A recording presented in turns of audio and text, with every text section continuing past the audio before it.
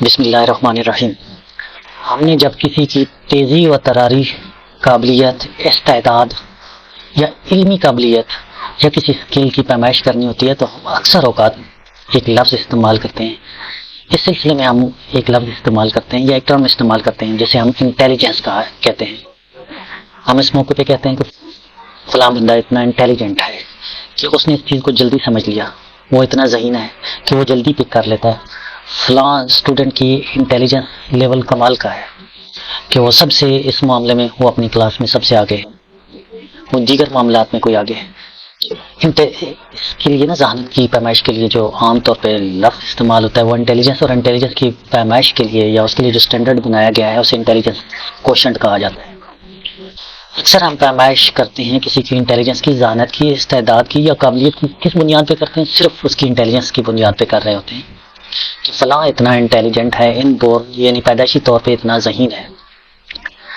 لیکن کیا کبھی آپ نے سوچا کہ صرف یہی قابلیت زندگی میں آگے بڑھنے کے لیے نہیں ہوتی؟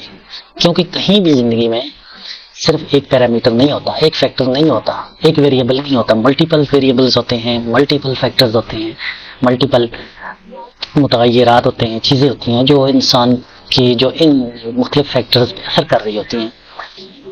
اکثر ہم دیکھتے ہیں کہ کوئی بندہ کمال کا ذہین ہے، با کمال اس کی ذہانت ہے، قابلیت ہے، استعداد ہے، لیکن وہ عملی زندگی میں کامیاب نہیں ہو پاتا، اور بعض اوقات درمیانے درجے کی ذہانت کا بندہ کامیاب ہوتا ہے۔ اس میں ملٹیپل فیکٹر ہیں، ہو سکتا ہے وہ کم ذہین ہو لیکن وہ محنتی زیادہ ہو سکتا ہے اس کا فوکس لیول زیادہ ہو سکتا ہے اس کا کنسنٹریشن لیول بہت زیادہ ہو، لیکن اس کے باوجود ایک اور چیز ہوتی ہے جسے ہم کہتے ہیں ایموشنل کوشنٹ، EQ، ایموشنل۔ اکثر آپ کی ایموشن آپ کی ذہانت پہ امپیکٹ ڈالتے ہیں۔ اگر آپ کو بہت جلد غصہ آ جاتا ہے، غصے میں کہا جاتا ہے نا انسان اندھا ہو جاتا ہے، اور اندھے پن میں اپنی وہ بصارت قابلیت کھو بیٹھتا ہے، اور جسے کہتے ہیں بہت زیادہ خوشی میں دیوانہ ہو جانا، بیگانہ ہو جانا، مست ہو جانا۔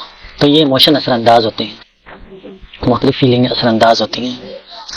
مثلاً کوئی فیئر لیس ہے، اتنا بے خوف ہو جاتا ہے کہ وہ آنے والے خطرے کو ہی نہیں پانپ سکتا۔ جب وہ آنے والے خطرے کو نہیں پانپے گا تو وہ جو اس کا انٹیلیجنس لیول وہ کہیں دب کے رہ جائے گا، وہ خطرے کی پیمائش نہیں کر سکے گا، خطرے کو نہیں دیکھ سکے گا، اس کی انٹیلیجنس اس کو نہیں بچا سکے گی۔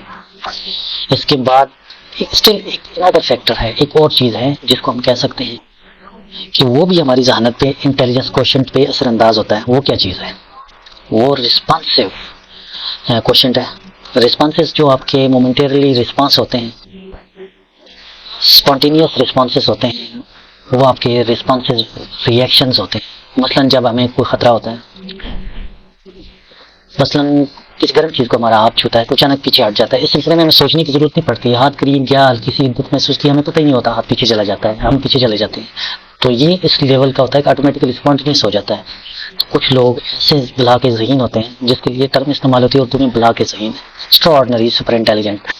تو وہ کر رہے ہوتے ہیں رسپانسنگ، اپنی صلاحیت انٹیلیجنس کی استعمال کر رہے ہوتے ہیں، یعنی ود ان نو مومنٹ وہ اپنی صلاحیت، اپنی ڈیسیژن میکنگ کر رہے ہوتے ہیں۔ ایسے لوگ صحیح معنوں میں صحیح جسے کہا جاتا ہے سپر انٹیلیجنٹ ہوتے ہیں، اور ہم کہہ سکتے ہیں ان کی کامیابی کا پہلو اتنا سب دوسرے لوگوں کی نسبت سے زیادہ ہوتا ہے، کیونکہ وہ وداؤٹ اینی فیکٹر کو سامنے ریکارڈ میں رکھتے ہوئے وہ آگے ڈیسیژن میکنگ ان کا آٹومیٹکلی ہو رہا ہوتا ہے۔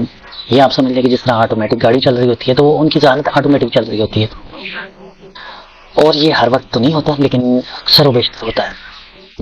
اور رسپانسو آپ کی انٹیلیجنس، آپ کی IQ لیول، اور اگر آپ ایموشنلی بیلنس ہے، مل کے کام کرتے ہیں تو آپ کی قابلیتوں میں شاندار اضافہ ہوتا ہے، آپ بہت اچھے اور قابل شمار ہوتے ہیں۔ لیکن پھر بھی اس کے علاوہ بھی ملٹیپل فیکٹرز ہیں جو آپ کو لیٹ ڈاؤن کر سکتے ہیں۔ تو کہا جاتا ہے کہ بہت سے فیکٹر جب یکجا ہو جائیں، جو پازیٹیو چیزیں آپ کے لیے یکجا ہو جائیں تو وہ آپ کے لیے بہتر ہوتی ہیں، اور جب بہت سی چیزیں جو آپ کی نیگیٹو یکجا ہو جائیں تو وہ آپ کے لیے نقصان کا باعث بنتی ہیں۔